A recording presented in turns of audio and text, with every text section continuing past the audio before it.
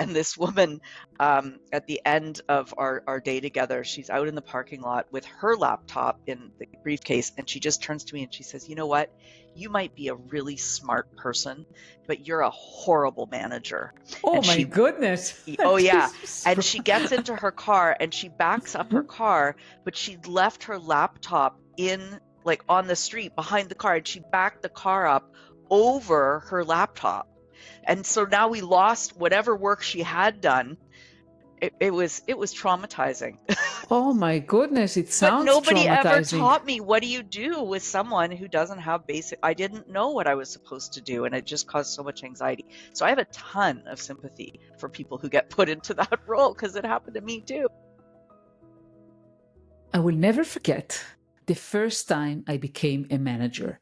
So I became an engineering manager in 2007 after returning to work from a 3-month maternity leave with my son. He's my second child. And I won't forget that I started working and I had no clue what I was doing. And actually, no one gave me a handbook of how to lead people. And if you have been in that position, like maybe you've been promoted into leadership role, and suddenly you realize, well, no one actually taught me how to lead, right? And believe me, I remember that moment clearly. And I felt completely unprepared when I became a manager. And to be honest with you, I thought that I needed to be likable. I thought I needed to know all the answer. And no, that's not what leadership is. At least not what leadership is, in my opinion. So hi everyone, my name is Limor Bergman Gross. I'm an executive coach, and I'm the host of this podcast, From a Woman to a Leader, where we talk about the real challenges women face and how they grow in tech and leadership. And in this episode, I am joined by Tara Landes. She's the founder of Bellrock and lead faculty of its renowned management training program. Tara has helped hundreds of leaders make the leap from doer to leader, combining psychology and business management to create sustainable results. And what do we talk about today? That decision whether management or leadership is right for you is something that many, many people are debating with. And we talk about that. We talk about how to decide whether management is right for you. We also talk about the mindset shift from it's all about me, right? About what I do, what I execute, to it's about my team. The likability, trying to be liked, which, to be honest, something that I did and many, many other women and other leaders do. This can backfire you, and we talk about that and what to aim for instead. How to handle feedback, how to handle conflict, difficult conversations with confidence, because this is another area where new leaders feel very, very uncomfortable with. So, if you're about to manage your first team or you want to refine your leadership style, this episode will give you the tools, insights, and a lot of reassurance that you're not alone. So are you ready? Let's dive right in. Hi, Tara. How are you? I'm doing great. How are you?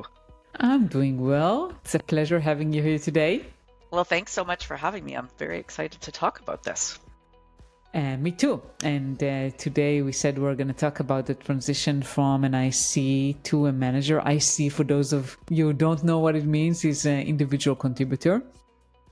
And maybe kind of start where it meets you. Like, why is this a topic that kind of important to you? Yeah, I guess there are a few reasons. We at my company, we offer management training, and we often have people in our classes that have just made the leap or are about to make the leap from that technical expert or individual contributor to management, people management. And often people get promoted to that people management position based on their technical skill. And the piece that's kind of missing is they don't get training on how to manage people. It's actually a different role. And it can be really challenging for a number of reasons. So one thing is they might have really liked being a technical person. They might have really enjoyed that job. When the promotion came along, they thought, oh, well, I want to be promoted. I mean, everyone's supposed to want to be promoted, right? But it Yeah. actually is moving them away from the job that they loved for some people. For others, the people management actually seems like an even better fit for them, and they'd really actually like to do that. Their success in the technical area, maybe they're growing tired of doing that work, or it feels repetitive, and they want this new challenge, but they don't get any training on it. And so they go from being incredibly competent at their role to really sort of flailing around, and it's not very comfortable for them in the beginning. So for all sorts of reasons, I think there's a lot of solutions to these problems in making this transition that people just aren't necessarily aware of or don't take advantage of. Yeah, for sure. And for those of you listening, stay with us because we're going to talk about those solutions.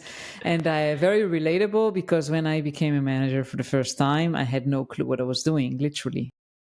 Oh, me either. It was, and you know, I just, I'd done an MBA. So I mean, I literally had a master's degree in managing, and I had no idea. One of my very first people management roles, I was working, I was in consulting, and I was working at a company or for a company, our client, ruggedized Toshiba laptops. So this is a very long time ago, but they would take Toshiba laptops and sort of open them and make them more rugged for use in the field, that kind of thing. And so I was 26 years old, and the woman that they gave me to manage, the consultant, was in her 60s. And she was, you know, frankly, just not competent at the basic things we needed to do. She couldn't use Excel. She couldn't use Word. There were some pretty basic tools that she couldn't use. But it was my first time managing people. And I was getting more stressed and more stressed and more stressed. And we were going to get fired. And I didn't know what to do. And this woman, at the end of our day together, she's out in the parking lot with her laptop in the briefcase. And she just turns to me and she says, you know what? You might be a really smart person, but you're a horrible manager. Oh and my goodness. Oh yeah. And she gets into her car and she backs up her car, but she'd left her laptop in like on the street behind the car, and she backed the car up over her laptop. And so now we lost whatever work she had done. It was traumatizing. Oh my goodness, it But sounds nobody ever traumatizing. taught me, what do you do with someone who doesn't have basic, I didn't know what I was supposed to do, and it just caused so much anxiety. So I have a ton of sympathy for people who get put into that role because it happened to me too. Yeah, so I think, first of all, I mean, I want to give a message to everyone listening in. If you feel like you have no clue what you're doing, relax. We've Yes. all been there, right? I mean, Exactly. it happens Exactly. to everyone. And the world won't end. Yeah. Even when they drive over their laptop, there's a way of getting the data back, particularly if you're at a company that specializes in ruggedizing those laptops. Yeah, and I think now more than ever, everything is backed. I mean, I think in general, people don't rely on local storage on No, their of course. laptop. This was So back in the day. yeah. So kind of you distincted between people who chose to or thought or it's a good fit for them to people who maybe were put there and it's not really a fit and they didn't even know what they were getting into. And I've seen those kind of people also. So before we dive into those who wants to be managers, kind of, do you have some tips for people to assess, is it for me, or maybe I should run away and stay super, super technical? Well, I think like any job, you should look at the job description. What does a people manager do all day? Because for most people managers, they should be spending their time managing the people, not doing the technical work. They may also do some technical work, but the primary role is the people management. So take a look at the job description and think about, are those things that I enjoy doing, or do I enjoy learning about those things? Maybe pick up a book or grab a class on people management. See if those things speak to you. Oh, that sounds interesting. Or, whoa, why would anybody want that kind of role? And I think that when it doesn't suit people, the reason they might still take the job is because, of course, they get that, the status of a promotion. Perhaps there's more money involved. But keep in mind, you're going to have to do this job, maybe for the rest of your working career. So if you don't enjoy the work, it probably isn't the right move. For sure. And I would say that it's okay also to try it out and then decide if it's right for you or not. You can always change. It's not the end of the world if it doesn't work. And there's one book that I recommend to people who think about management. It's The Making of a Manager by Judy Zhu. Okay. I don't know if you heard about it. I haven't read it, no. Yeah, it's a great book. I mean, I think it's very, very suitable for people in tech that are first-time managers. Okay, so let's say you know that you want to be a manager and you were just promoted, and like me, and maybe like you, when you started, like you have no clue, no one gave you a handbook. What do you do? Yeah, again, take a look at the job description, but immediately after that, you probably want to meet with the people you're managing. And I would recommend going into that meeting being as open as you feel comfortable. There is sort of a fear, again, that they might see through me. They might realize I don't know what I'm doing, this whole imposter syndrome thing. It's really okay to meet with someone and say, look, this is my first time managing people. We're doing this together. We're going to figure this out together. And have the confidence to be able to say at least that, but really you're going to be working on this with the people that you're managing. So being open with them and vulnerable with them hopefully will lead to them being open and vulnerable back with you. Hopefully, I think that depends on the environment. I can say that for me, when I started, I was just back from maternity leave, got a big team. That was my first kind of management role, and majority were men, and I felt very, very intimidated. I knew the people, which made it, I think, even harder. So I felt uncomfortable to say, hey, I have no clue what I'm doing here. So I felt very uncomfortable kind of exposing and being super vulnerable. So that was kind of tough. That was tricky for me back then. It is tricky. And I wonder what would have happened if you had. And of course, the words aren't, I have no clue what I'm doing. But to one of the piece of advice I usually give people is, whatever you think is going to get in your way, put that front and center first. So acknowledging I am a woman leading a team of men. And man, if you put yourself in my shoes, you can imagine that there are things that are going on here, for me, in the same way that there are things going on here for you. So I just want to, put that front and center so that we understand that there are some issues here. So being able to actually talk about whatever the things are, they probably have some current concerns as well. And so to be able to get that out in the open and then decide how we're going to deal with it if those things do end up arising can be very helpful. For example, sometimes I'm going to say things that or give direction that you might not agree with. When that happens, how should we work together on that? And come up with some ground rules for how you're going to behave. That's an example of having that vulnerability, but it's not really vulnerability. I mean, of course, sometimes you're going to ask people to do things they don't want to do. That happens. It happens in all different circumstances. So it's not necessarily saying you're not competent at it. It's more, how are we going to deal with this together, you and I? Yeah, you mentioned something, Tara, I think is very important that I want to highlight here. And I suffered from that for many years. It was really difficult for me to accept the fact that I'm not always going to be likable as a manager. That people are not either not going to like me or not going to like decisions I make. Yes. It was very, very difficult for me. And I made a lot of mistakes because of that. I try to be Mhm. likable. And being Right. likable as a manager is not always the best route. So I guess, I don't know if you faced that personally in your career. Yes. Well, especially with that first woman that I told you about. But Yeah. but yes, I definitely did, and it's also a really common thing. I think one thing that's important is to recognize that the job of the manager is not to be the person's friend, but it is to develop them in their career. So if you think about yourself as less of a manager and more of a coach, or less of a friend and more of a coach, you're not a colleague anymore.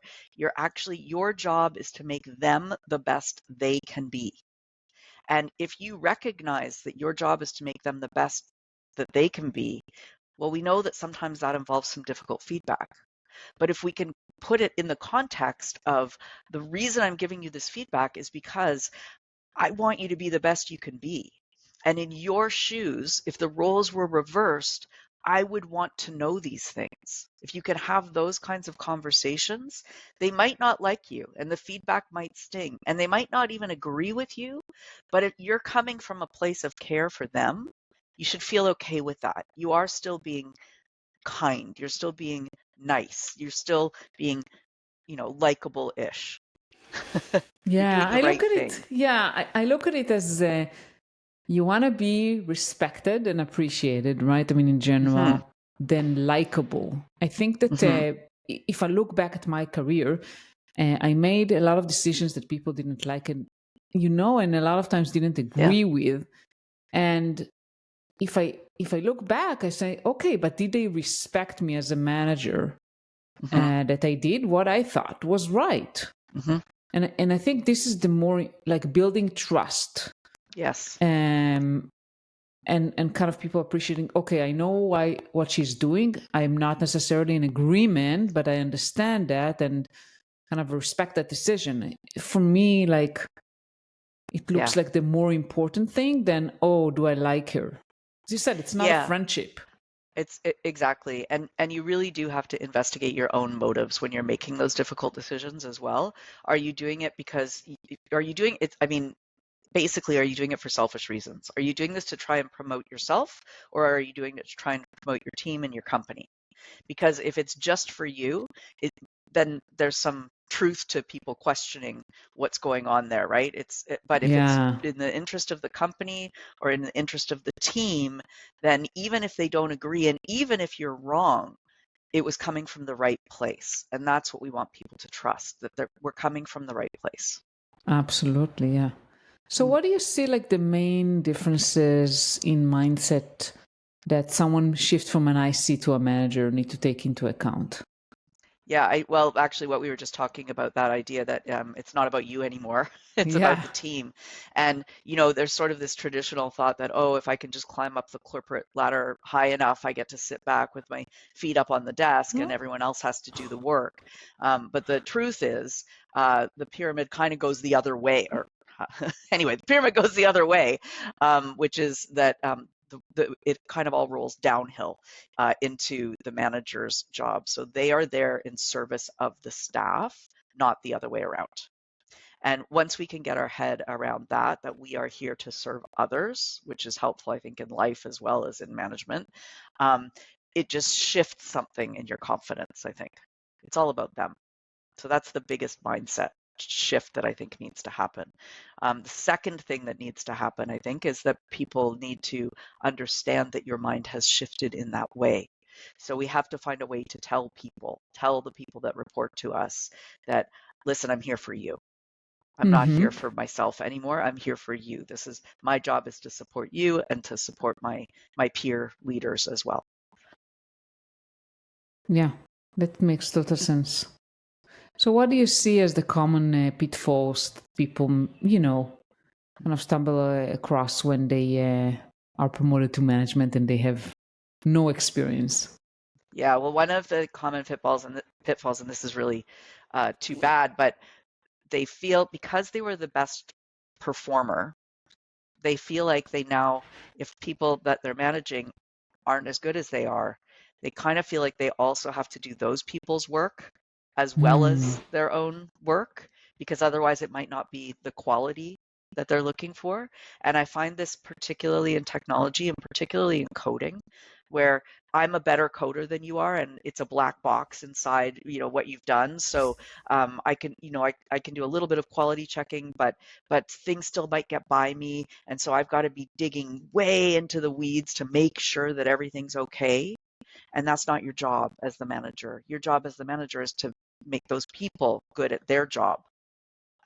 You want to make them even better than you were. And you won't do that by doing their job for them. More likely what will happen is you'll burn out because you're trying to do everybody's work instead of just your own work. Have you seen that in your career? Yeah, several times. I think for me, personally, it was easier to let go, but I've seen a lot of people, both people that I managed, like managers I managed, and also others, that it's very hard for them to let go and realize that their job is no longer to be the smartest engineer or the smartest person in the room. And actually their job is, as you said, right, to help, to be a servant leader, to help their teams and make sure their teams grow. Yeah, exactly. So that's one thing that can happen is they can, and they get buried in that work, and that can lead to burnout. And another point that you make, I think, is really good, which is they don't need to be the smartest person in the room. They need to be the best at eliciting ideas from other people. That's their job. They need to be the best at making other people think. That's their job, not just telling them what the answer is. And that it's a new skill. It's a different skill to draw things out. It involves asking a lot of good questions as opposed to telling a lot of what needs to be done. So that's another mistake that gets made. Yeah, so asking versus telling, this is a good one because the way we work is changing all the time, and it has changed dramatically over the past decades. It's no longer I'm your manager, I tell you what to do. Yeah. It's more like what you described. I'm your manager, I'm here to support you and coach you. So I think that leadership style that is very kind of hierarchical, and like I tell you and you need to do what I tell you without asking, without, that doesn't work. No, it doesn't. Not long term. They're not persuaded. It's not in their bones. It doesn't work. You're right. You're right. Another thing that managers do, or another mistake that they can make when they first start managing, is instead of deciding what kind of manager they will be, they decide what kind of manager they won't be. So, for example, maybe they had a very hierarchical dictator kind of manager in the past, and they say, well, if there's one thing I know for sure, I'm not going to do what that guy did. I'm not going to be that way. And so they swing way over to the other side of the spectrum, which is also not a healthy way to manage. Because they're so busy trying to not be something, they end up being something that perhaps isn't as helpful. Or, oh, my boss used to micromanage everything I did. Don't worry, I'm not going to micromanage you at all. And then they check in on work, 3 weeks later, and it's nothing like what they needed. And they panic. And then they start tightening the noose, micromanaging more and more and more and more and more because they've let it go too far. So any end of the spectrum probably isn't the right place to start. You're probably best starting in the middle when you're taking on a new management role. And when you're taking on a new employee, even if they're not new to the company, but if they're new to you, it's actually helpful. It seems counterintuitive, but it's helpful to micromanage in the beginning and let them know, I am going to micromanage you for the next couple weeks because I never want to have to do that again. But we need to understand each other and how each other works and what we can trust with each other. And so for that reason, it's going to feel like I'm on you all the time, but I want you to know we're doing that in service of me never having to be on you, just so that we can get to know each other and understand each other. That's a very interesting concept. I've never that I'm going to micromanage you now, so I don't micromanage you in the future. Yeah, I love that. Yeah. And I think that what you mentioned about role models or negative models, I think part of it is like finding your leadership style and not trying to either go the other way around or to mimic. Yeah. And because it happened to me a lot that managers that manage me try to kind of inflict their leadership style on me and expect Mm, that I will lead the same way. mm, hmm. Did it Yeah. happen to you? Yes. It not only not yes, and I did that. In my first management roles, people used to comment on how much I sounded like my boss, and my boss was a man. How in the world was I sounding like this man? But it's because I didn't know what I was doing. And so I thought, well, fake it till you make it, right? I'll just copy what I saw happening. And that doesn't work. It doesn't work because it's not authentic and people can't trust you. You can't even really trust yourself. You're just putting on this veneer. It's much better to sort of accept how you're going to manage warts and all and put that out there. I can come across as very impatient. The reason I can come across as impatient is because I am very impatient. So it's like a real thing, and I know that about myself. And so I'm able now that I have more confidence, I'm able to say to people I manage, I can come across as very impatient. If you see me doing that, please say something if you're noticing it. I would like you to tell me because I don't want to be impatient.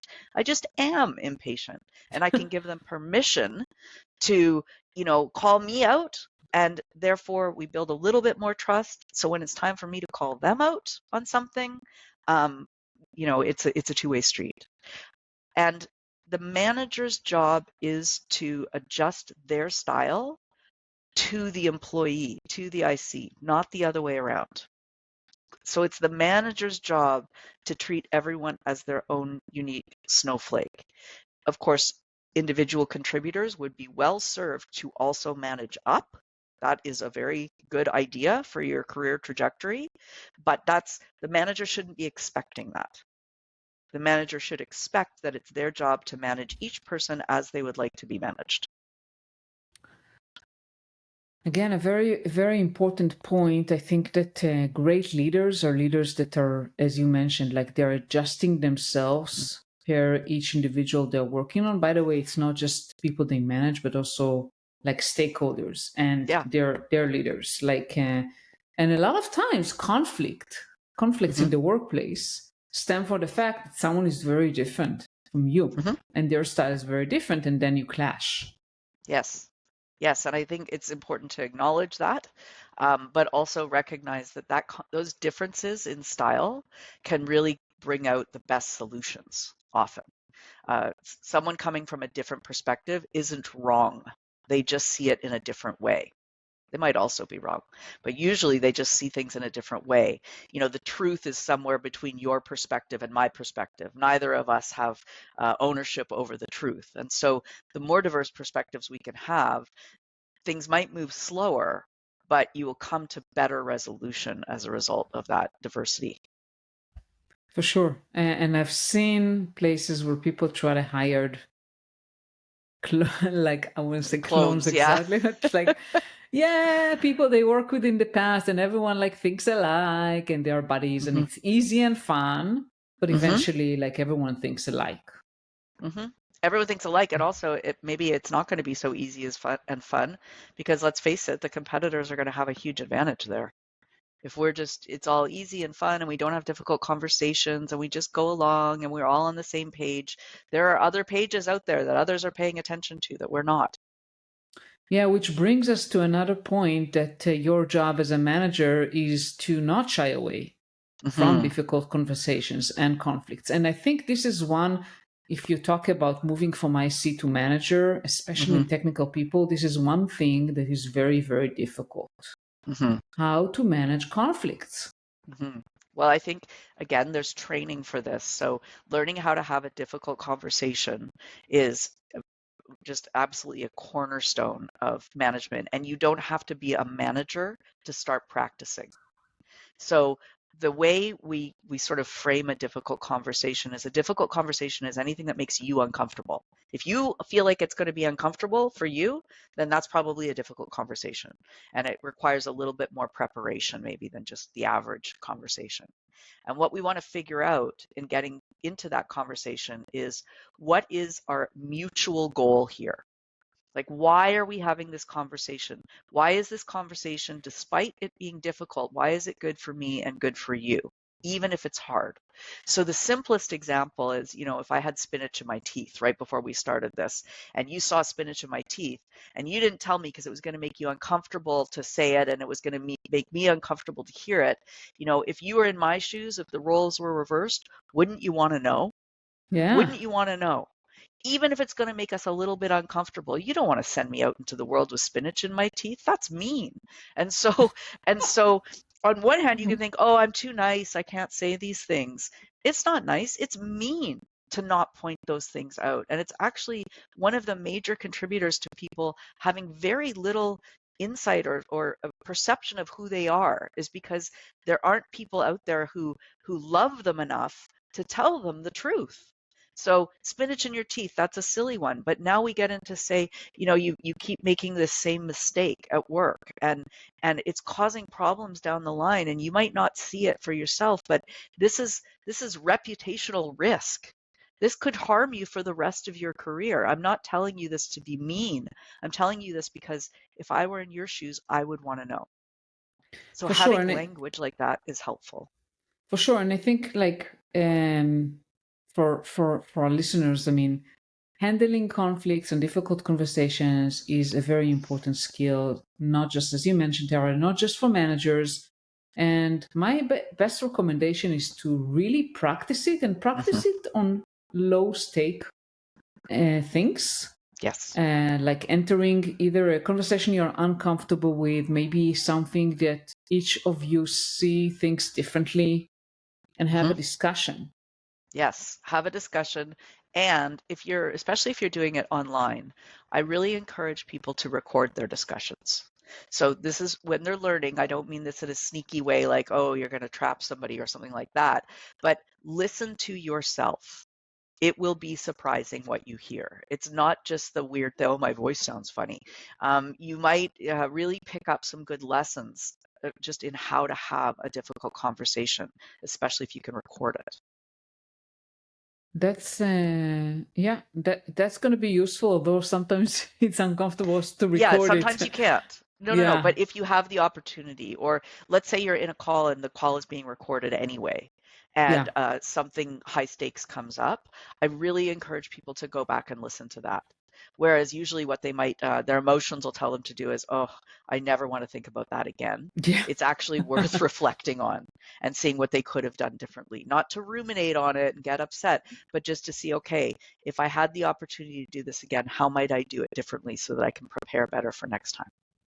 For sure. And also what you didn't say, how Yeah, you were present in the meeting, your voice tone, your facial expression, everything. yeah, It's not just about what you said. A lot of times yes, it's what you didn't exactly. say and how you showed up. Yeah, so I think difficult conversations, and also kind of you hinted about that, like giving people feedback is Hmm. also a very important skill Mm, that this, I think the yes. move for my CA2 manager is very difficult. How do I give feedback? I was actually coaching on this yesterday with someone. It was interesting because so he's a relatively new manager. He's got 3 direct reports. And he was saying he specifically said, I just have so much trouble giving them feedback, and they're always asking for it. And then he said, they always want to know how they can do better, but I feel bad putting a knife in their back. And I thought, a knife in Hmm. their back? How is feedback a knife? And he felt like any sort of criticism was somehow aggressive, even if they're asking for it. And so we reframed that in a couple different ways. One of them was, you're giving this feedback because you want them to be even better. Like, you're not doing it because they're going from bad to good. You're trying to help people go from good to great. And so it's important to frame it in that way, because he thought they are all pretty good at what they did. But the other thing is, feedback doesn't have to be negative. I mean, we all have to do reasonably well at all parts of our jobs. But there are some parts of our jobs that, for whatever reason, it's our superpower. And that is actually the place that feedback can have the most value. And it's the part that's hardest for managers to help people develop in. Not because it's hard to give the feedback. It's easy to say, oh, you're great at this thing. It's hard to figure out how they could be even better at the thing they're already great at. But that's actually where the most room for improvement is. So I would encourage people, if they're in this, first of all, to recognize that taking somebody from incompetent to competent is a favor, not mean. And also, taking someone from good to great is like a superpower if you could do that. Yeah, and I think that this stems from the kind of corporate culture that with the performance reviews and all that, so you always Yeah. try to improve people rather Yeah. than really hone into their strength and try to make them even better. Yeah. So I think it's like strength-based leadership versus let me find your weaknesses and let's try to fix you. Yeah, exactly. We're not broken. We're We're not not broken. No. So we don't need to be fixed, but we do need to uncover what our greatness is. And the manager has a big role to play. Again, very few of us see ourselves as the world sees us. It's a different perspective. Like literally out of my eyes is a different perspective of me than out of your eyes. And what a gift you can give somebody to think, okay, what do I think that this person is really great at? Like, what are their top 3 skills?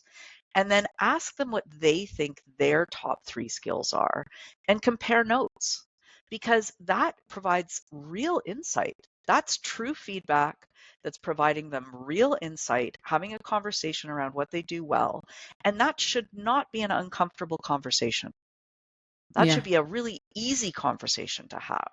I think you're great because of these things. Come on, that's easy. And what a gift. For sure.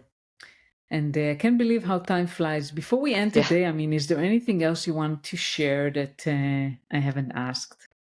Well, I guess just if people are looking for more training on management, they should check out our website. There's lots of free resources there where they can dig into their management practice and just learn more about what the manager's job description actually looks like.